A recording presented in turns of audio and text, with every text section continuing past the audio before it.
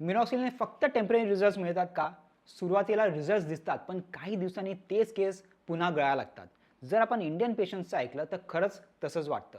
पण जेव्हा आपण जेफ सँडर्स आणि ब्रायन जॉन्सन सारख्या लोकांकडे पाहतो, तेव्हा वाटतं की नाही, मिनॉक्सिलने पर्मनंट रिझल्टही मिळू शकतो. मग दोघांमध्ये फरक काय आहे? फरक आहे ट्रीटमेंट अप्रोचचा. जास्तीत जास्त इंडियन असं समजतात की फक्त मिनॉक्सिल वापरूनच रिझल्ट मिळेल. पण ते लोक फॉलो करतात कॉम्बिनेशन थेरपी, जसं की मिनॉक्सिडिल, फिनेस्टॅट, सप्लिमेंट्स आणि पी-आर-पी. इंडियन लोकांना वाटतं की मिनॉक्सिल वापरल्यावर दुसऱ्या कोणत्याही गोष्टीची गरज नाही.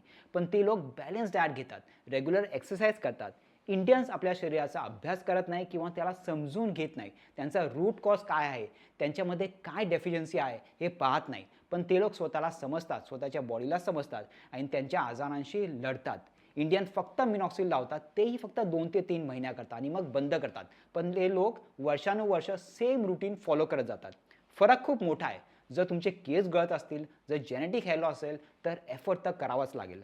आता तुम्हीच ठरवा, तुम्हाला फक्त मिनॉक्सिल वापरायचा आहे का संपूर्ण पॅकेज घ्यायचं आहे. धन्यवाद.